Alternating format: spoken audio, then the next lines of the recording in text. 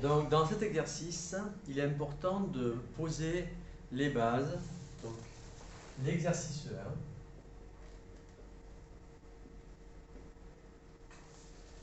Lorsqu'on vous annonce un parallélogramme, il faut établir les égalités de vecteurs. Donc là, par exemple, si on vous annonce ABCD parallélogramme,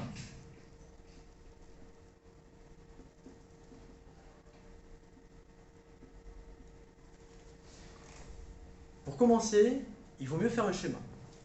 Donc, en faisant un schéma, vous voyez tout d'abord, on n'oublie pas que ABCD, on fait suivre la lettre. Le C ne vient pas ici, le C suit. Donc, il s'agit du parallélogramme ABCD. Donc là, les égalités de vecteurs que l'on a, on a ce vecteur qui est égal à celui-là. Donc, on a AB égale DC. Et on a celui-là qui est égal à celui-là. Donc, AD égale BC. Donc, cet exercice est très important pour le cas, pour établir des égalités de vecteurs.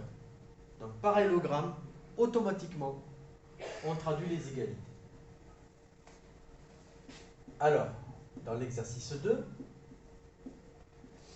qu'est-ce qu'on vous dit? On vous demande d'établir, de faire des démonstrations. On vous spécifie que ABCD est un parallélogramme.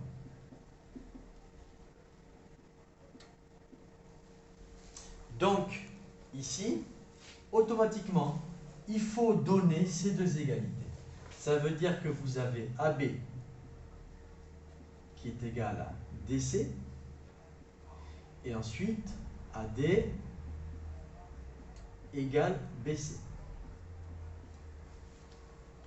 Alors maintenant, on vous demande d'établir des égalités. C'est-à-dire qu'on vous demande donc BA plus DA. On vous demande de montrer que c'est égal à CA. Donc j'encadre ce qu'il faut démontrer. Vous, qu'est-ce que vous pouvez faire?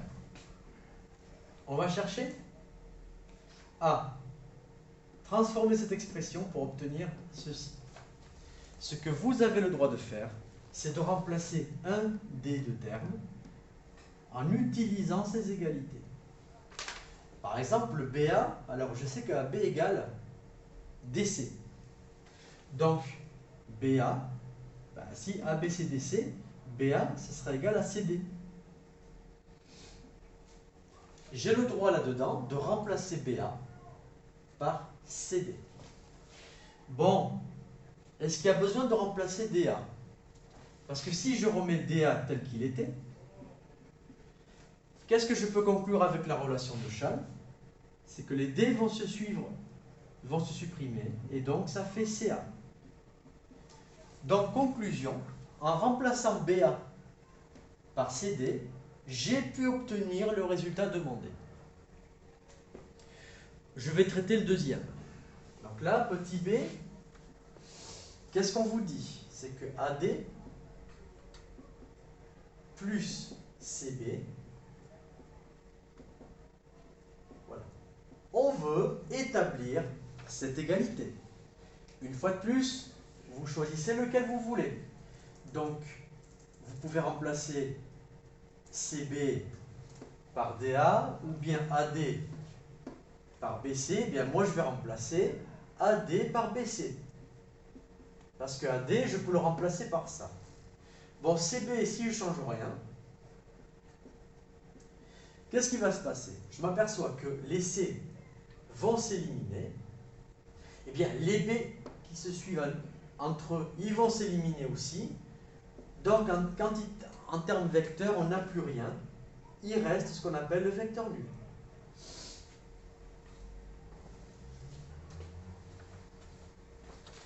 Donc, cette vidéo montrait tout simplement comment utiliser la propriété d'un parallélogramme en établissant des égalités pour faire des petites démonstrations.